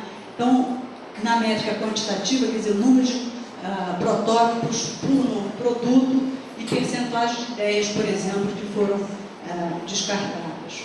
Porque a gente discorda um pouco dessa ideia aqui, que é se há um posicionamento adequado da empresa, do empreendimento, para absorver mudanças de atitude, crenças e ideias dos nossos clientes. Aqui a empresa, ou o empreendimento, está abdicando, nessa leitura, a empresa ou o empreendimento está abdicando dela formatar um pouco o desejo do cliente. A iPad é um caso típico disso. Ninguém queria iPad nenhum. Aliás, o iPad, uma versão que não era iPad, foi colocado pelo Bill Gates 2 anos antes, como ele não conseguiu convencer ninguém disso, o tipo de produto que não entrou. Bastou um cara vender o iPad num outro formato, que ele incitou esse desejo, esse querer da sociedade. Isto aqui é particularmente muito importante quando nós vamos entrar numa questão de economia verde. Quer dizer, se você não tem uma sociedade que está vinculada a uma economia verde, uma questão do novo padrão de consumo, nada impede que uma empresa que é um ente social, formate esse desejo. Formate. Então, a gente tem uma certa, um desejo de complementar um pouco esses indicadores no estudo que nós estamos trabalhando. Tá? E aqui seria a taxa de crescimento da base de clientes, que é bastante tradicional. Uma das considerações finais que a gente gostaria de fazer é o seguinte: você vê que aqui tem um filtro, não existem todos os indicadores que nós temos elencados. Tá? Há muito mais do que isso. O que a gente tem que fazer agora é refinar esse conjunto de indicadores para a característica das empresas que a gente vai ter, tá? Porque elas pertencem a setores diferentes, a tamanhos de empresas diferentes, participam em regiões diferentes. Se ela é uma empresa, acho que a Alessandra mostrou isso muito bem, uma empresa na parte extrativa, eu não posso botar ela no mesmo pacote de uma empresa farmacêutica. Quer dizer, os indicadores para ela devem ser ajustados. E é isso que a gente está fazendo. Então, o que nós temos aqui não é um conjunto de indicadores que vamos aplicar genericamente a todos. Primeiro, porque ele é exaustivo, ninguém consegue responder a todo esse conjunto. Segundo, porque nós temos que respeitar essas perspectivas, essas características diferentes. Terceiro, porque nós temos outros indicadores que são muito importantes, que não são exclusivos das diferentes fases do funil de inovação, que é a parte, que é os indicadores transversais, que é a parte de recursos humanos. Acho que a Alice já comentou um pouco sobre isso, a importância de citar, não, foi você, uma pesquisa da Fintech. E engraçado é o seguinte: a pesquisa do IED, feita com 30 empresas no Brasil, 10 delas com capital estrangeiro, mostra muito claro o seguinte: todos os dirigentes acham inovação crucial, central para a sua empresa, mas a atividade de treinamento é muito baixa. Então, quer dizer, a pesquisa do IED mostra que ainda essa questão de capacitação, a gente talvez seja um dos indicadores que a gente venha colocar para todas elas. O processo de inovação, errar é considerado um passo de aprendizado. E aí, estando na universidade ou em qualquer instituição de ensino, nós temos que começar a entender erro de uma forma um pouquinho diferente. Erro é o primeiro degrau de uma grande escala. Tem que ser entendido como um processo, como uma etapa do processo de aprendizado. Eu acho que grande parte da aversão que nós ouvimos hoje conhecer dos engenheiros quererem ter sua visão de serem empregados de alguém, de fazerem seu pé de meia e eles não saírem, tá, para serem donos do seu próprio nariz, está relacionado a uma cultura que nós temos, que é uma cultura de aversão, é uma cultura reativa ao erro, porque erro é entendido como fraqueza. Erro não é entendido como uma etapa de aprendizado. E isso, né, desmotiva e muda o foco. Então, fulano errou a primeira vez, em vez de falar, cara, legal, você aprendeu que isso não é para fazer, então é para fazer de outra forma. Né? A gente não, no modo geral, a gente não atua assim, a gente diz, pô, o cara fracassou. Né? Agora existe até um jornal, assim, um periódico, que fala Journal of Virology, não sei se alguém conhece, que publica as pesquisas que deram errado. É ótimo, para ninguém repetir. Eu achei genial quando eu soube dessa publicação. Então, o erro, então, não é considerado como um oportunidade de aprendizado. As apostas, então, passam a ser feitas em projetos conservadores, ou seja, eu quero ter um chefe, tá? Eu não quero incertezas para enfrentar, o máximo risco de ser demitido, mas incerteza eu não quero ter. E no caso das empresas, quer dizer, o que isso aparece lá da empresa? Quando ela inova em projetos incrementais, não parte do projeto radical. Tá? Então, se nós vamos viver, ou estamos vivendo, né, numa sociedade do conhecimento, na era do desenvolvimento sustentável, nós precisamos de atitudes diferentes, não só das empresas, mas também de uma grande variedade de atores. Tá? Eu roubei essa figura da Fundação Nacional de Qualidade, evidentemente, com a autorização deles, tá? Porque ela ilustra muito bem o nosso paradigma atual. Quer dizer, nós temos a questão da inovação, tá? Nós temos os governos que devem trabalhar na ambiência onde essa inovação opera, a questão da os marcos regulatórios, os instrumentos de apoio, as organizações barra empresa, que na verdade aí você tem a universidade, tem a empresa, que estão muito relacionadas a desenvolver a inovação propriamente dita. Temos os cidadãos e a sociedade que devem cobrar ou devem estar envolvidos num novo padrão de consumo, numa nova necessidade de consumo. Então, o que a gente diz é que o nosso trabalho hoje, o nosso pedacinho, está aqui um pouco relacionado a entender como é que as empresas conseguem se melhorar internamente, até para conseguirem enxergar um mundo um pouco diferente. Porque se a casa não está arrumada, elas não conseguem fazer essa leitura do mundo de fora e, consequentemente, não inova.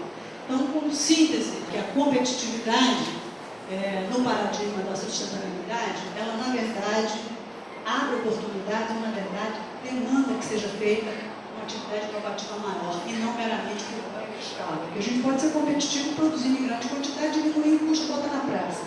Mas quando você tem um mundo externo precisando viver sobre uma nova modalidade, que a gente vai ter labeling de produtos, né? Você não vai entrar com um produto que não for ecologicamente correto em mercado nenhum, você de fato vai ter que inovar, senão o seu produto não vai para o mercado internacional.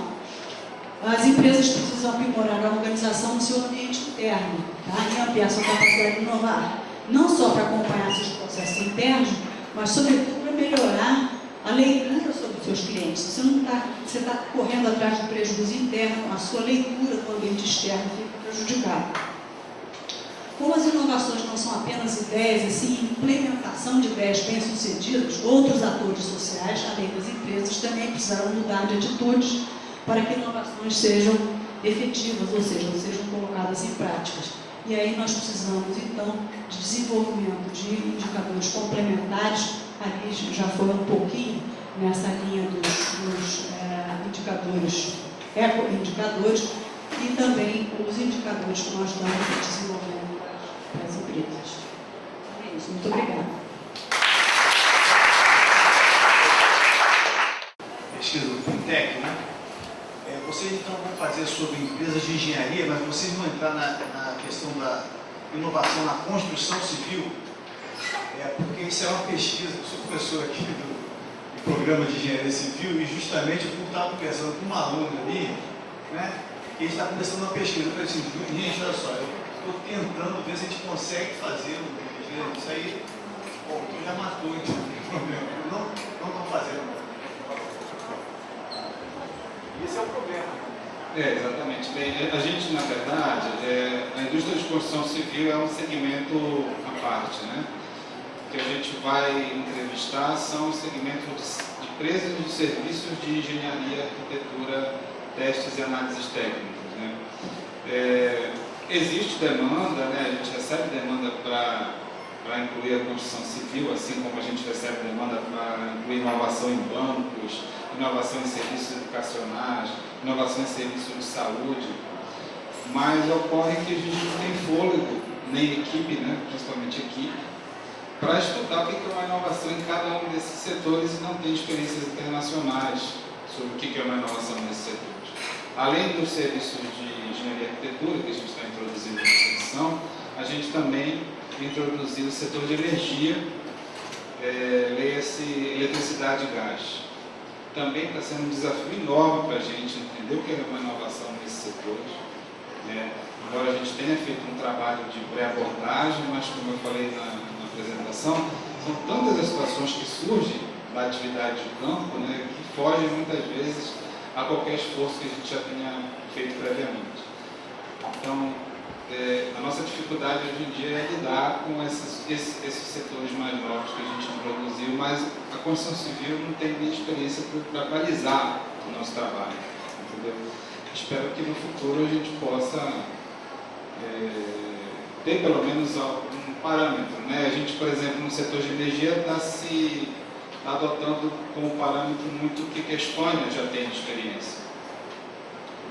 Mandamos uma colega para lá, ela trouxe alguns exemplos de inovação, de produtos, de processos no setor de energia. Eu já visitei algumas empresas de energia e não concordo muito com o que a Estônia mostrou para a gente. Então é um pouco complicado, e isso tem muito a ver com aquelas características dos serviços que eu citei. É sempre um desafio introduzir um novo setor na fintech em função disso. Com essa pesquisa que o senhor já está fazendo agora, nós conseguimos observar através dos dados características próprias das indústrias farmacêuticas e químicas.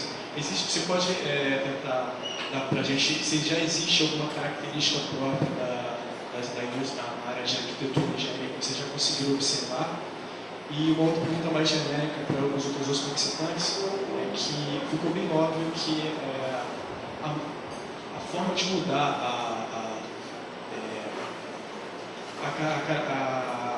a forma de mudar o Brasil no âmbito mundial, em absorção de criação de inovação e etc., é a forma, como posso dizer, intervencionista, principalmente o poder público. Vocês podem nos dar alguns exemplos de outros países que poderiam ser aplicados aqui no Brasil?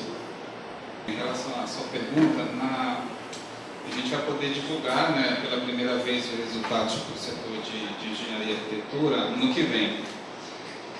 Como eu antecipei na apresentação, o que a gente tem percebido realmente é uma intensidade em uso de TI. Ou seja, talvez a principal marca que a gente vai identificar na fintech e vai divulgar ano que vem seja justamente inovações de processo baseadas no primeiro uso de um software. Porque essas empresas são muito intensivas em design, e o design, infelizmente, é uma atividade que é não muito estudada, principalmente no Brasil, mas essas empresas são muito intensivas em design, e o design, na verdade, não é embalagem, como muita gente pensa, mas sim é um ciclo do processo de desenvolvimento, um ciclo muito importante, que faz parte do P&D, desde que se encaixe, evidentemente, nos critérios para definir o que é uma atividade de P&D. Mas existe pouco estudo nessa área de design, e esses setores são intensivos em design auxiliados por tecnologia de informação e comunicação. É o primeiro uso de um software que faz prototipagem virtual, por exemplo, que agiliza muito o processo de produção de um projeto, que permite desenvolvimento em parceria com outros agentes, porque o software permite essa interface. E eu acho que esse tipo de padrão de inovação que a gente vai identificar na próxima fintech, nesse setor. Para tentar responder essa pergunta sobre o modelo brasileiro vis-à-vis experiências de outros países. Bom, na verdade, eu acho que a gente aqui no Brasil tem sim vários movimentos. Eu acho que seria até ilegítimo dizer que a gente não faz nada, que só fica aguardando o Estado resolver alguma coisa. Existem uma série de movimentos, desde consumo responsável, movimentos ditos aí, colocarem numa categoria alternativos. Então você tem sim muita coisa já sendo feita de mobilização social. Agora a gente tem um problema muito grande, que é a questão da comunicação. Já existe inclusive uma área, uma disciplina chamada comunicação ambiental. A área da comunicação ambiental, ela trata exatamente disso, dessa interconexão de diversos atores da sociedade, passando desde a esfera científica, a mídia, o jornalismo, a maneira como a notícia chega ou não chega, o Estado também, a percepção do Estado em relação à questão ambiental, e, enfim, a sociedade em geral. Eu acho que não se trata só de pensar que ou é intervencionismo, então laissez-faire, deixar o Estado resolver, mas eu acho que é ter informação, ter comunicação para tomar decisão e para, eventualmente, até exercer cidadania, reivindicar que o Estado assuma determinadas posições, porque, como eu mencionei, o Estado é permeado por interesse. É claro que a sociedade está representada, mas não apenas. A gente vê isso nos Estados Unidos, é muito claro da gente ver. Quando a gente assistiu há pouco tempo atrás a disputa entre democratas e republicanos nos Estados Unidos, está claro que a indústria do petróleo e energia fóssil, ela aposta, não é que ela aposta no Obama e não no Mitt Romney, ela aposta nos dois. quem quer que seja o vencedor, a indústria petrolífera está representada. Então, como é que você vai fazer face a esses interesses se não for por uma mobilização social?